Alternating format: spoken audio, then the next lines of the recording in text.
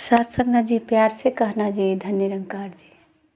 साथ संगत जी, ये जो भगवान का बनाया हुआ व्यवस्था है, इसमें कोई दखल अंदाजी नहीं कर सकता। ये स्वतः चलता रहता है। ऐसा लगता है कि हम कुछ कर सकते हैं। साथ संगत जी,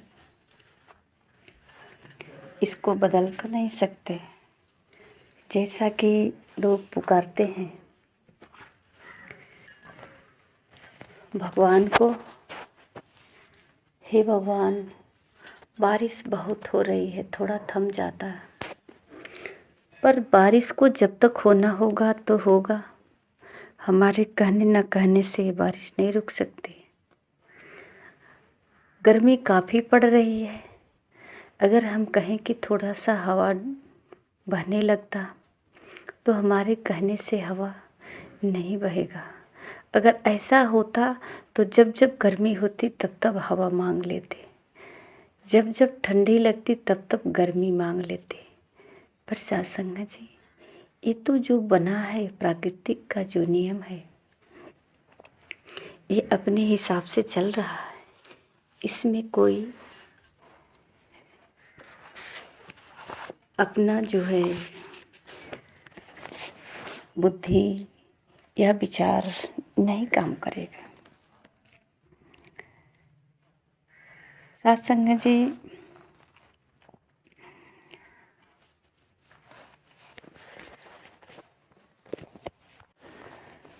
कहते हैं कि आरती पूजन करते हैं, ध्यान लगाते हैं।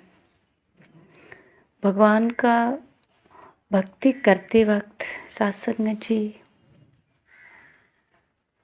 छोटी सी जीव होती है मक्खी। अगर वो आकर के किसी की नाक पे बैठ जाए, किसी के होठ पे बैठ जाए, तो जो भगवान के तरफ हमारा ध्यान है, क्या मक्खी के तरफ आ जाएगा? या हम भगवान से कहें कि हे प्रभु, मैं आपका ध्यान कर रहा हूँ, मैं आपका पूजन कर रहा हूँ, ये मक्खी मुझे परेशान कर रही है, आपकी भक्ति में बाधा डाल रही है, इसे आप रोक लो। तो साथ संगत जी, क्या वो मक्खी उड़ना बंद हो जाएगी? अगर ऐसा लगता है तो ये एक चमत्कार है या जादू होगा, पर प्राकृतिक का नियम नहीं होगा। प्राकृतिक के नियम को रोकना, एक भगवान कृष्ण की कहानी आती है कि जब इंद्र भगवान नाराज हुए गोकुल वासियों से, तो वो लोग जब इंद्र भगवान का पूजा नहीं किए तो वो बारिश इतना तूफान करने लगे कि पूरा गांव बह जाए। और साथ संगत जी, भगवान कृष्ण उस बारिश को तो नहीं रोक पाए, बस बारिश से बचाव किए सबको। कहा जाता है कि गोवर्धन पर्वत को एक अंगुली पे उठा लिए। अगर चाहते तो बारिश को ही रोक देते, बारिश ही नहीं होती। इसको उठाने की क्या ज़रूरत है? साथ संगत जी, इससे तो यही साबित होता है कि इस नियम को नहीं रोका जा सकता है। इससे कुछ बचाव किया जा सकता है। बारिश हो रही है, कोई ऐसा इमरजेंसी काम है और बारिश में ही जाना है, तो वहाँ हम कुछ सुरक्षा, छाता ले लें या रेनकोट पहन लें, इस तरह से अपना बचाव कर सकते हैं। बारिश को नहीं रोक सकते। सत्संग जी जब ध्यान में बैठते हैं, पूजा पर बैठते हैं, मक्खी परेशान करती है तो मक्खी को तो नहीं रोक सकते। हो सकता है कि मक्खी को मार दें, तो अगर मक्खी को मारने का प्लान होता है, अंदर से ऐसा भाव आता है या क्रोध आता है, गुस्सा आता है, तो फिर ये भक्ति नहीं होगी। ये तो एक व्यवस्था होगी कि हम भगवान का पूजन करने की तैयारी कर रहे हैं, ध्यान नहीं होगा। ध्यान की बात तो महापुरुष कहते हैं, ज्ञान का सूरज उदय हुआ तो जीवन में उजियारा है, मन के भीतर से भ्रमों का दूर हुआ अंधियारा है। ज्ञान का सूरज उदय हुआ तो सही गलत को जान लिया, अविनाशी का पता चला है, नश्वर को पहचान लिया। साथ संगत जी, जब ज्ञान हो जाता है, ये क्या है अविनाशी, क्या है विनाशी, ये सब जब पहचान हो जाती है तो ध्यान एक अविनाशी पे जब टिक जाता है तो इसका पता नहीं चलता। महापुरुष कहते हैं ना,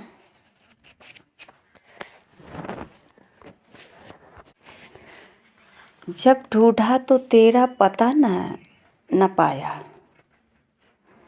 जब तेरा पता मिला तो मेरा पता नहीं है। जब परमात्मा का पता मिला तो यहाँ अपना पता खो गया।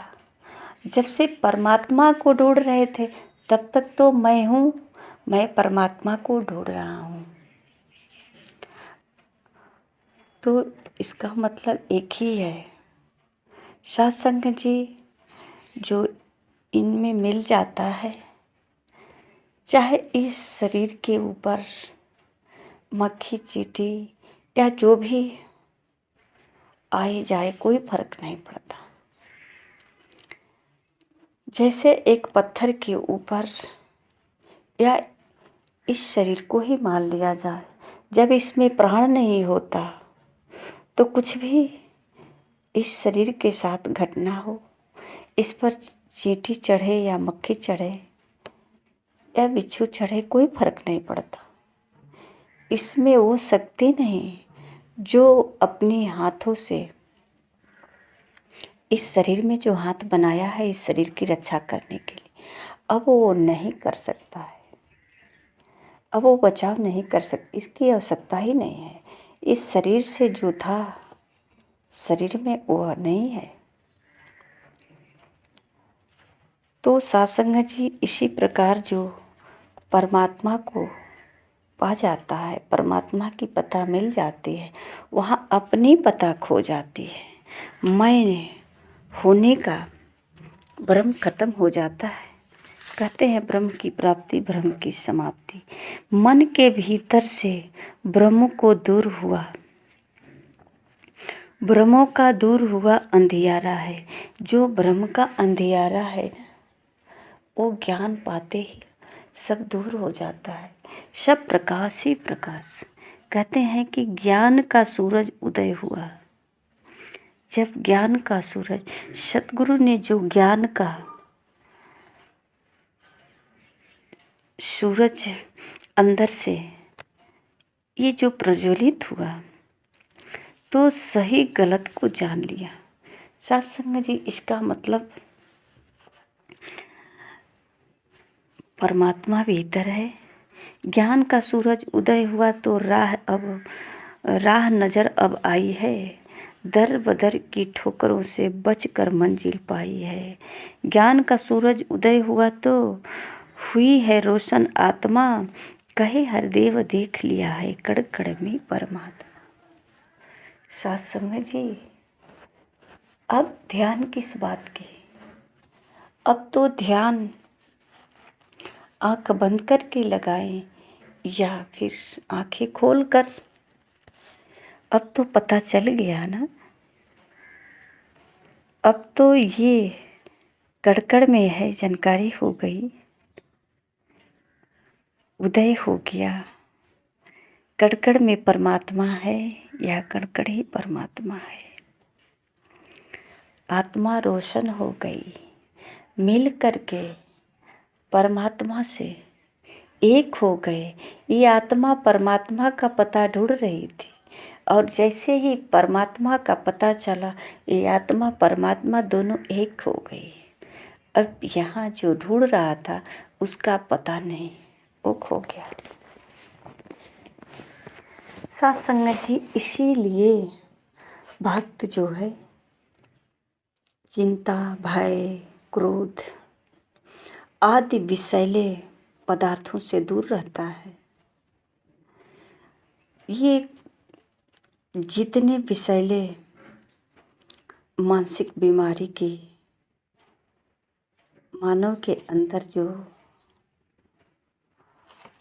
घोंसला बना है ना, ये सब खत्म हो जाता है, उजड़ जाता है।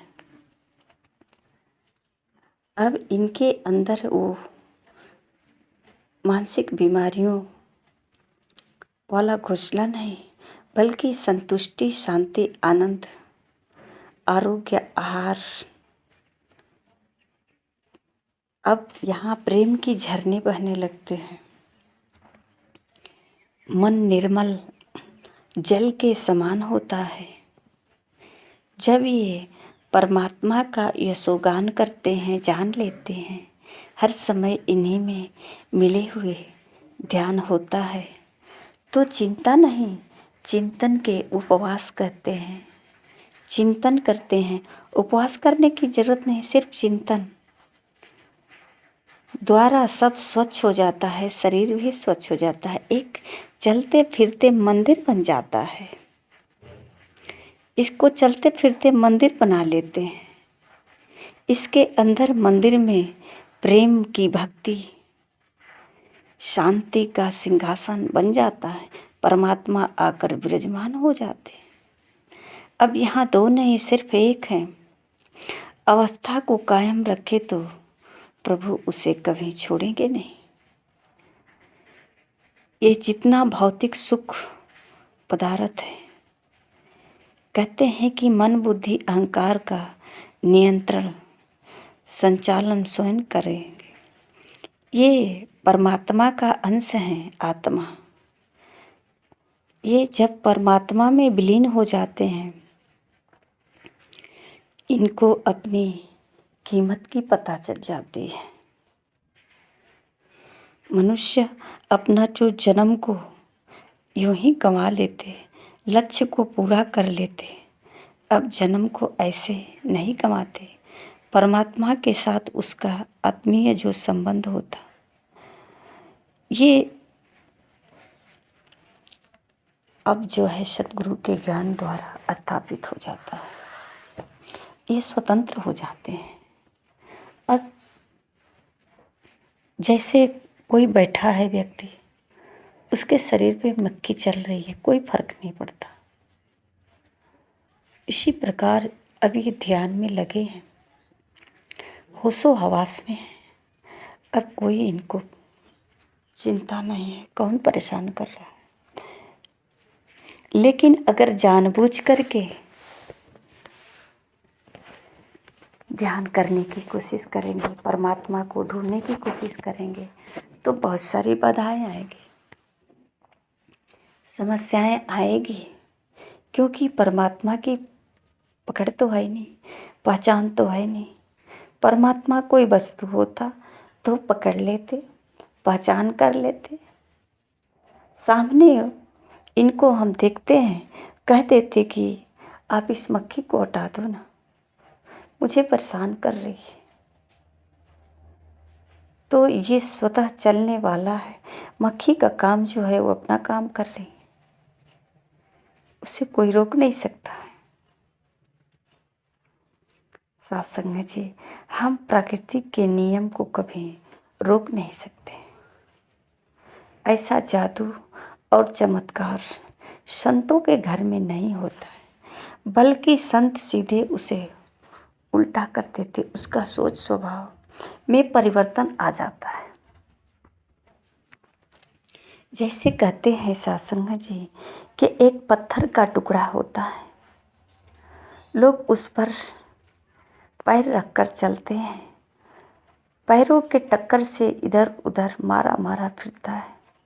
लेकिन अगर वहीं एक कलाकार मूर्तिकार आ जाए और वो पत्थर उसके हाथ लग जाए तो पत्थर तो वही रहेगा ना, उसकी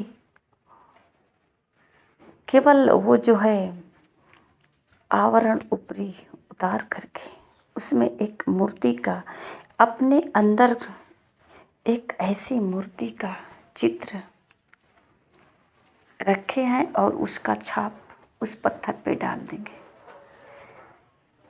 देखिए, पहले अपने अंदर इस मन के अंदर